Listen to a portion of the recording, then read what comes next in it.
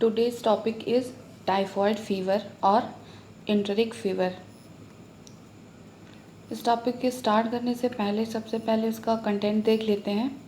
Introduction. Pathophysiology मतलब ये infection human में होता कैसे है.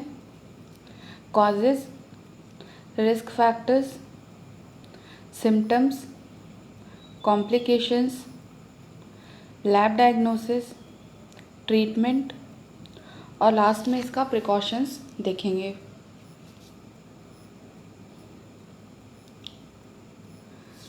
टाइफॉइड फीवर को एंटेरिक फीवर भी कहते हैं. टाइफॉइड फीवर जो है साल्मोनेला टाइफी या फिर पैराटाइफी की वजह से होता है.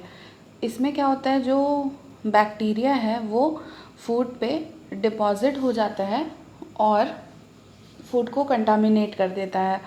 और जब भी कोई व्यक्ति वो कंटामिनेटेड फूड खाता है, उस कंटामिनेटेड फूड या वाटर को कंज्यूम करता है, तो वह व्यक्ति साल्मोनेला टाइफी से इन्फेक्टेड हो जाता है. टाइफॉइड फीवर जो है वो अगर ट्रीट नहीं किया गया तो वो मॉर्टेलिटी का यानी डेथ का एक मेजर रीज़न हो सकता है.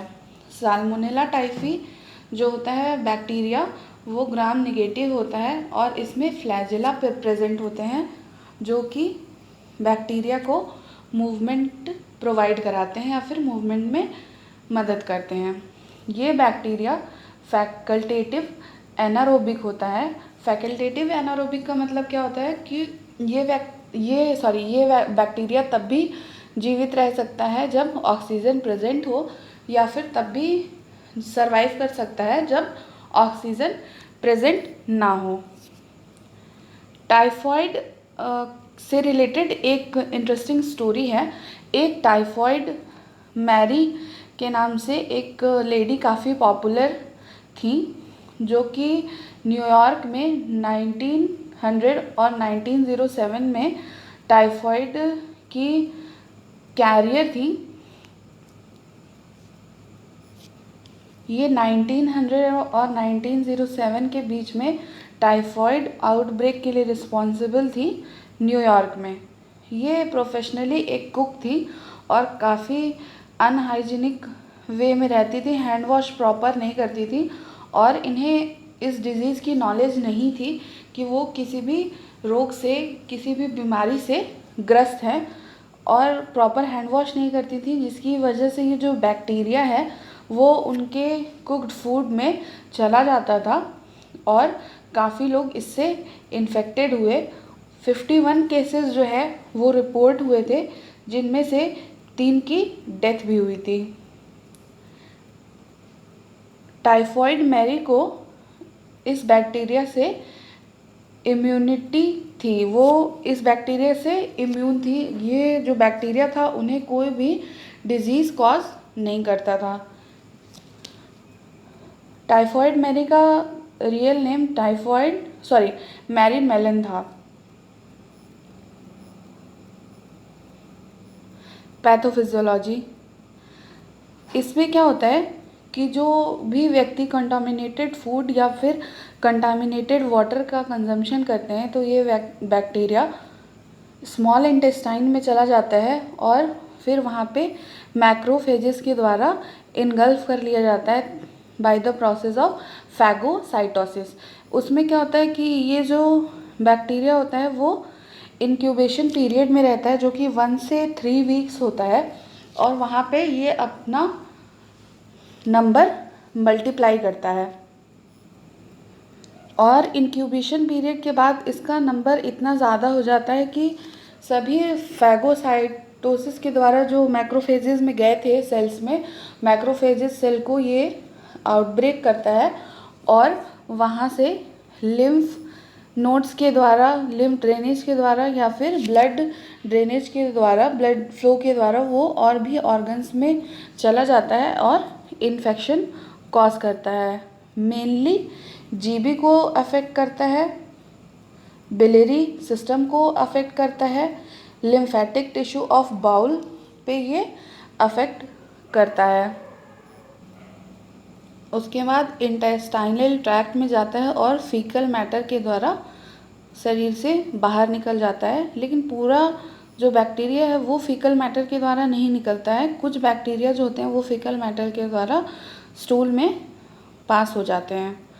ये डायग्रामेटिक रिप्रेजेंटेशन है। इसमें क्या होता है, जो साल्मोनेला टाइफी है वो माउथ के द्वारा इंजेस्ट किया गया, जीआईटी में गया, मेजेंट्रिक लिम्फ नोड्स हैं ये, ब्लड ड्रेनेज के द्वारा स्प्लीन में गया, लिवर में गया, जीबी में गया।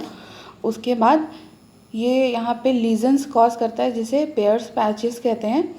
ब्लड के थ्रू जनरलाइज इन्फेक्शन कॉज करेगा और फेसेस के थ्रू यानी स्टूल के थ्रू बाहर चला जाएगा और माउथ से जाने के बाद और यहाँ तक इंक्यूबेशन पीरियड होता है 1 to 3 वीक्स का। उसके बाद सिम्टोमेटिक एंटेरिक फीवर होता है जिसमें nausea, vomiting, fever, abdominal pain, diarrhoea जैसे सिम्टम्स कॉज होते हैं।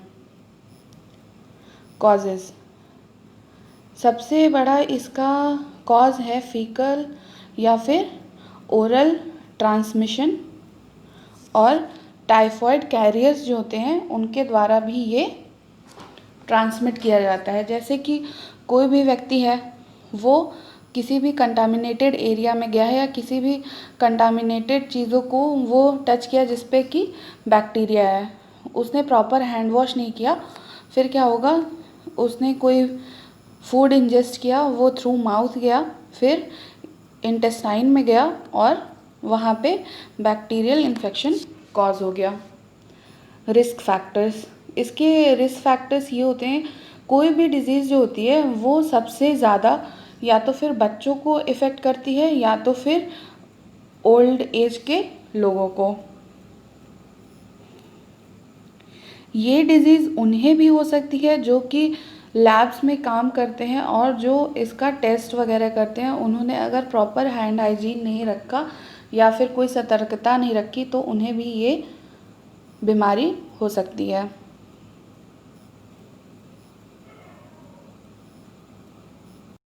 इस डिज़ीज़ के सिम्टम्स के बारे में जान लेते हैं। इसके जो सिम्टम्स हैं वो बैक्टीरिया से इन्फेक्टेड होने के 1 से 3 वीक के बीच में दिखते हैं, जब अर्ली इलनेस होती है, जब स्टार्टिंग में इन्फेक्शन होता है जो कि 1 से 3 वीक के बीच का होता है, यानी पहले दिन से लेके 15 दिन के बीच में। उसमें mainly fever, vomiting, abdominal cramps, abdominal cramps मतलब पेट में मरोड़ उठना, डायरिया, लूज मोशंस बोल सकते हैं जिसे, वीकनेस, मसल में पेन हो सकता है, हेडेक हो सकता है, स्वेटिंग हो सकती है, ड्राई कफ हो सकता है, जिस ड्राई कफ उसे बोलते हैं जिसमें म्यूकस का फॉर्मेशन नहीं होता है, भूख का कम लगना हो सकता है। फिर बात करते हैं लैटरल इलनेस की। लैटरल इलनेस कब होता है, जब बैक्टीरिया का इन्फेक्शन हुआ और उस व्यक्ति ने ज़्यादा ध्यान नहीं दिया, यानी 15 दिन के बाद जो सिम्टम दिखाई देते हैं उसमें लाइफ थ्रेटनिंग कंडीशन भी हो सकती है, क्योंकि पहले जो भी बीमारियों के लक्षण थे उसका इलाज नहीं हुआ और इसमें इलाज नहीं हुआ तो वो चीज़ें प्रोलॉन्ग्ड हो गई। उसकी वजह से अगर काफ़ी ज़्यादा डायरिया की प्रॉब्लम है तो उसमें क्या होता है कि काफ़ी लूज मोशन होता है और पेशेंट डिहाइड्रेट हो सकता है, तो डिहाइड्रेशन की वजह से भी उसकी डेथ हो सकती है, या फिर ऐसे भी बहुत सारे रीज़न हो सकते हैं जो कि 15 डेज़ के बाद काफ़ी ज़्यादा दिखाई देने लगे।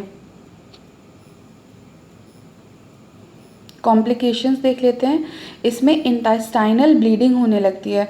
जो बैक्टीरिया होता है वो इंटेस्टाइनल वॉल में एडहियर हो जाता है, चिपक जाता है, वहाँ पे पैचेस का फॉर्मेशन करता है और वहाँ से ब्लीडिंग भी होने लगती है। और जब ब्लीडिंग होगी, कोई भी बैक्टीरिया यहाँ पे कोई भी घाव हुआ है तो उसमें पेन भी होगा, और इंटेस्टाइन में ये है तो वो रिफ्लक्स कॉज करेगा जिसकी वजह से वॉमिटिंग भी होगी या फिर वॉमिटिंग टेंडेंसी होगी। लेस कॉमन जो कॉम्प्लिकेशंस हैं वो मायोकार्डाइटिस है। जो वर्ड है मायोकार्डिया, ये हार्ट की मसल्स के लिए यूज़ होता है। आइटिस का मतलब होता है इन्फ्लेमेशन, हार्ट की मसल का इन्फ्लामेशन हो जाना, इन्फ्लैम्ड हो जाना। Inflammation of lining of the heart and walls.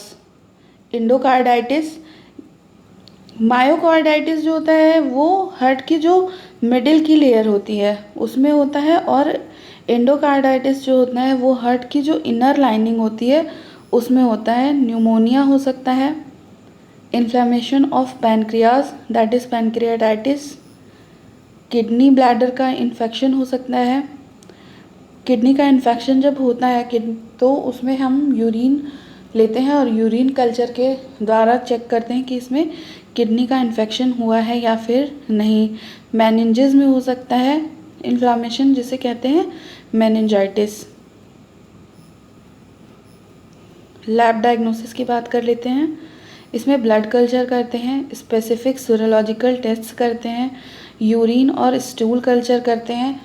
इसमें बैक्टीरियल प्रोटीन भी मिल सकता है और बैक्टीरिया भी मिल सकता है। बोन मैरो कल्चर करते हैं, क्योंकि जो बैक्टीरिया है वो ब्लड के थ्रू स्प्रेड होता है तो ब्लड में भी उसके ट्रेसेस मिल सकते हैं। बायोप्सी भी करते हैं रोज़ स्पॉट्स की। रोज़ स्पॉट्स वो होते हैं जो गोरे कलर के जो लोग होते हैं, जो जिनकी स्किन वाइट होती है, उन पे रेड रेड पैचेस बन जाते हैं, उन्हें रोज़ पैचेस कहते हैं। ब्लड क्लॉट सही से हो रहा है या नहीं इसको देखने के लिए क्लॉट कल्चर करते हैं, पीसीआर करते हैं, पॉलीमरेज चेन रिएक्शन बोलते हैं इसे। विडाल टेस्ट करते हैं। विडाल टेस्ट जो होता है वो स्पेसिफिक टेस्ट होता है टाइफॉइड के लिए। ट्रीटमेंट देख लेते हैं। ट्रीटमेंट इसमें 3 टाइप्स की होती है। या तो फिर इंजेक्टेबल वैक्सीन देते हैं जो कि आईवी होता है, ओरल वैक्सीन दे सकते हैं, या फिर टैब के फॉर्म में हो सकती है, कैप्सूल के फॉर्म में हो सकती है वैक्सीन। प्रिकॉशंस जो हैं वो काफ़ी बेसिक हैं इसमें, जैसे कि होम कुक्ड मिल्क लेना है, घर पे बना हुआ खाना खाना है। फ्रोज़न जो खाने जो मैकान की आलू टिक्की वगैरह आती है, या फिर इस तरीके के जो फ्रोज़न मटर आती है वो नहीं इसमें लेना है। या फिर हाफ़ कुक्ड बहुत लोग खाना खाते हैं। हाफ़ कुक्ड का कल्चर जो है इंडिया में नहीं है, ये फॉरेन कल्चर है। वो लोग हाफ़ कुक्ड मील लेते हैं। फ़िल्टर्ड वाटर जो है वो यूज़ करना है। नदी का पानी नहीं पीना है या फिर पीने से अवॉइड करना है, क्योंकि बहुत बार ऐसा होता है या तो फिर लोग वहाँ जा कर के अपने नित्य क्रियाकर्म करते हैं, या फिर ऐसा होता है कि वहाँ पे जाके हैंड वॉश वगैरह करते हैं, तो जो बैक्टीरिया है वो पानी में मिल जाता है नदी के, और वो पानी कंटामिनेटेड हो जाता है।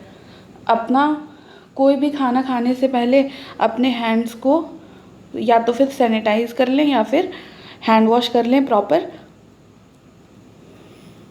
अपना पीने का पानी साथ में रखें। Thank you for watching.